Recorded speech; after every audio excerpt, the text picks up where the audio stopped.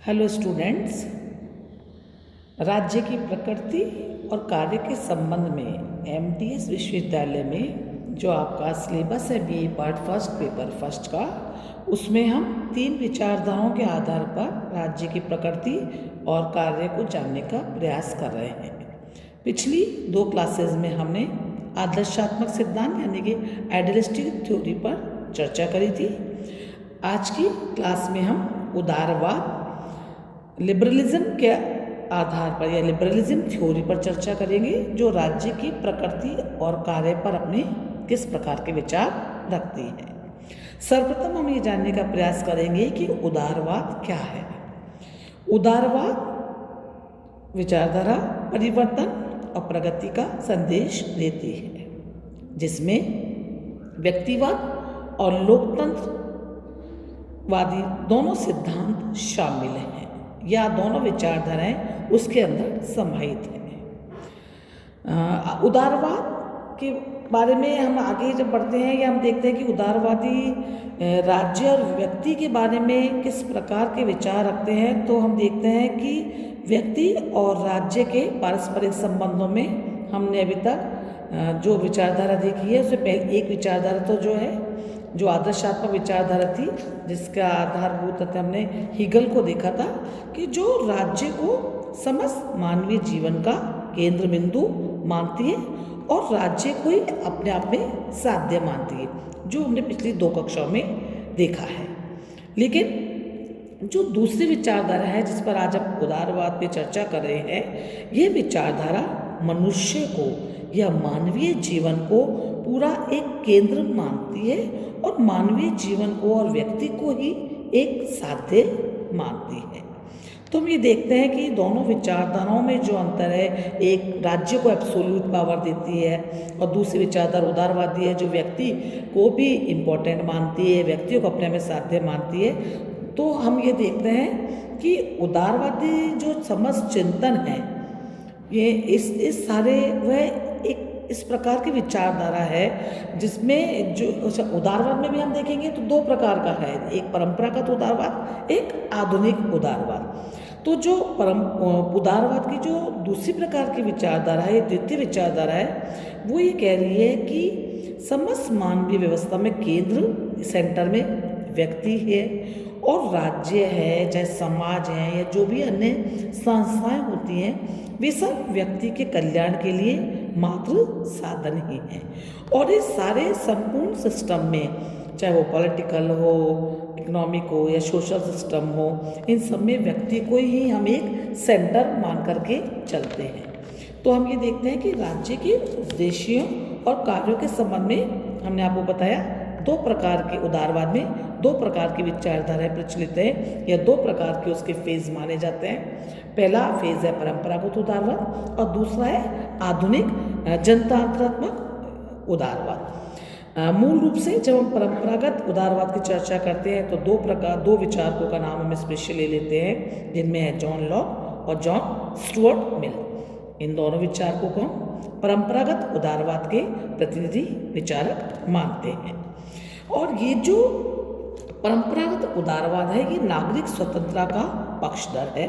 ये उन सभी मध्ययुगीन जो भी सामंती व्यवस्था थी, उसके अंदर जहाँ व्यक्तियों की सुरक्षा प्राप्त नहीं थी, उनको अलग अलग तरीक़ों से परेशान किया जाता था या उनकी नागरिक स्वतंत्रताओं को छीना जाता था। तो हम देखते हैं कि यहाँ उदारवाद इन सभी बातों का विरोध करता है और नागरिक स्वतंत्रता का पक्षधर दिखाई देता है। दूसरी बात, परंपरागत उदारवाद में सदैव हमने जैसा आपको बताया व्यक्तिगत स्वतंत्रता को बहुत ज़्यादा बल देते हैं और किसी प्रकार की शासकीय निरंकुशता, चाहे वो धार्मिक हो, उसका वो विरोध करते हैं। वो उनका ये मानना है कि व्यक्ति को जीवन के सभी क्षेत्रों में या अपने संबंध में जब उसको जब निर्णय लेना है तो उसको पूर्ण अधिकार प्राप्त होना चाहिए। तो हम यहाँ देखते हैं कि उदारवादी विचारधारा का जो परंपरागत स्वरूप है, उसमें व्यक्तिगत स्वतंत्रता में विचार की स्वतंत्रता, भाषण की स्वतंत्रता, रहन सहन की स्वतंत्रता, धार्मिक विश्वास, आराधना की स्वतंत्रता आदि स्वतंत्रताओं पर विशेष रूप से बल दिया गया है। साथ ही साथ उदारवादी चिंतन का जो परंपरागत विचारधारा है, इसमें सामाजिक स्वतंत्रता पर भी विशेष महत्व रहा है। और यहाँ पे सामाजिक स्वतंत्रता से तात्पर्य ये है कि जन्म, वर्ण, संपत्ति या जाति या किसी लिंग, किसी भी भेद के आधार पर व्यक्तियों में कोई भेदभाव नहीं किया जाना चाहिए। समाज के सभी व्यक्तियों को अपने विकास के लिए समान रूप से अवसर प्राप्त होने चाहिए, क्योंकि अगर उसको अवसर नहीं मिलेंगे तो अपनी स्वतंत्रता का उपभोग नहीं कर पाएगा। तो इसका मतलब वो ये कहना चाह रहे हैं कि जो भी पेशा, व्यवसाय या जो भी सुविधाएं होती हैं या जो भी समुदाय की सदस्यता, वो कोई भी वंशानुगत गुणों पर आधारित नहीं होनी चाहिए, बल्कि इसके द्वार सबके लिए खुले होने चाहिए। यहाँ पे एक स्वतंत्रता का हम और जिक्र करेंगे, वो बहुत जो इम्पोर्टेंट है, आर्थिक स्वतंत्रता, इकोनॉमिक लिबर्टी। परंपरागत जो उदारवाद है वो आर्थिक स्वतंत्रता को पर बहुत जोर देता है, और वो आर्थिक क्षेत्र में राज्य के द्वारा जो लेजिस्फेयर की पॉलिसी है, हस्तक्षेप की नीति का पक्षधर है। वह कहता है कि वस्तुओं के मूल्य और उनके उत्पादन की मात्रा या मांग पूर्ति के जो भी नियम हैं वो व्यक्ति को निर्धारित करने चाहिए, राज्यों को इसमें ज़्यादा हस्तक्षेप नहीं करना चाहिए। साथ ही साथ एक बहुत सबसे बड़ी इम्पोर्टेंट बात जिसके लिए उदारवाद जाना जाता है, या जो उदारवाद की सबसे बड़ी विशेषता या बहुत उसकी एक रिमार्केबल देन मानी जाती है, वो है पॉलिटिकल लिबर्टी। तो राज्य के कार्य में सक्रिय रूप से भाग लेना ही राजनीतिक स्वतंत्रता होता है। और इसमें हम 4 बातों को शामिल कर सकते हैं कि सभी नागरिकों को अपने प्रतिनिधि चुनने का अधिकार मिले, उसे निर्वाचित होने का अधिकार मिले, उसे किसी भी सार्वजनिक पद को ग्रहण करने का अधिकार मिले, और सभी जो राजनीतिक मामलों की जो भी जानकारियाँ होती हैं उसके बारे में अपनी बात कहने, समुचित जानकारी प्राप्त करने का अधिकार उसको प्राप्त होना चाहिए। तो इस प्रकार हम देखते हैं कि ये वाला जो पॉइंट है पॉलिटिकल लिबर्टी वाला, ये उदारवाद की राजनीतिक स्वतंत्रता में को उसको लोकतंत्र का पर्यायवाची बना देता है। इसलिए हम ये कह सकते हैं कि ये जो जितनी भी स्वतंत्रताओं के बारे में, सामाजिक, राजनीतिक, नागरिक स्वतंत्रता, वित्तीय स्वतंत्रता या इवन व्यक्तिगत स्वतंत्रता के बारे में हमने जितने भी पॉइंट्स पे चर्चा करी है, ये परंपरागत उदारवाद का एक प्रमुख विचारों का एक समुच्चय हम उसे मान सकते हैं। तो हम देखते हैं कि 19वीं शताब्दी के मध्य तक ये जो परंपरागत उदारवाद है ये बहुत ज़्यादा प्रचलन में रहा। इसके पश्चात T.H. ग्रीन, जो जिनको हम एक डेमोक्रेटिक लिबरलिज्म का जन्मदाता मान सकते हैं, कि हम ये भी कह सकते हैं कि जो आधुनिक लोकतंत्रात्मक व्यवस्था के जो भी प्रमुख सिद्धांत है, एक उदारवादी के रूप में थॉमस हिल ग्रीन को हम इसका प्रणेता मान सकते हैं।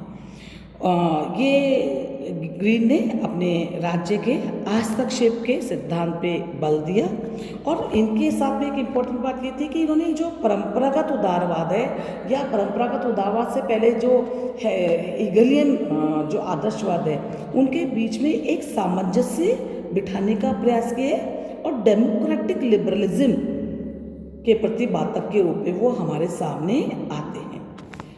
ग्रीन हमारे लिए एक उदारवादी विचारक है, लेकिन ये उतने परंपरावादी उदारवादी जैसे विचारक नहीं हैं जो राज्य को एक आवश्यक बुराई मानते हैं। राज्य को एक बुराई मानने के स्थान पर वो उसे एक नैतिक संगठन मानते हैं। मिल का ये मानना है कि राज्य का कार्य केवल रक्षा करना है, लेकिन वो ग्रीन कह रहे हैं कि राज्य का प्रमुख कर्तव्य व्यक्ति को उसके व्यक्तित्व का पूर्ण विकास करवाना है। लेकिन ये भी अवश्य है, जानते हैं हम कि मात्र राज्य किस प्रत्यक्ष रूप से व्यक्ति को नैतिक नहीं बना सकता, लेकिन हाँ ये जरूर है कि वह नैतिक विकास के मार्ग में जो भी बाधाएं आती हैं उनको बाधाओं को दूर करके वह उनके लिए सहायक बन सकता है। वह ऐसे कानूनों का निर्माण कर सकता है जिससे व्यक्तियों को ज़्यादा से ज़्यादा उसके जीवन की मुश्किलें दूर हों। वो श्रमिक वर्ग के हितों की रक्षा के लिए कानून बना सकता है। वह समस्त नागरिकों को स्वास्थ्य शिक्षा में ज़्यादा से ज़्यादा सुविधाएं प्रदान कर सकता है। तो हम देखते हैं कि ग्रीन राज्य के द्वारा सजीवन के मार्ग की सभी बाधाओं को दूर करने की बात कहता है। और यही ग्रीन के ये जो विचार है, या हम जो कहते हैं जो परंपरावाद तो उदारवाद से आगे बढ़ करके जहाँ वो एक डेमोक्रेटिक उदारवाद के द्वारा जहाँ वो बात कर रहे हैं कि राज्य मात्र व्यक्ति के लिए सिर्फ एक सेफ्टी या सुरक्षा गार्ड के रूप में ही कार्य नहीं करेगा, वरन वो उसके जीवन के को और अच्छे से अच्छा बनाने का प्रयास करेगा। तो हम ये भी कह सकते हैं कि जो 20वीं शताब्दी के अंदर लोक कल्याणकारी राज्य के वेलफेयर स्टेट का जो कॉन्सेप्ट है, वो उसके दर्शन हमें टी.एच. ग्रीन के विचारों में दिखाई देते हैं। तो हम ये भी कह सकते हैं कि टी.एच. ग्रीन एक उदारवादी विचारक के रूप में परंपरागत उदारवाद और आदर्शवाद जो हिगेलियन था, दोनों के दोषों को दूर करते हुए एक समन्वयकारी और संतुलित विचारधारा का प्रतिपादन करते हैं, जहाँ वे राज्य को बदलती ही परिस्थितियों में अनुकूल बनाने का प्रयास करते हैं, जनतांत्रिक व्यवस्था के अनुकूल बनाने का प्रयास करते हैं। Thank you.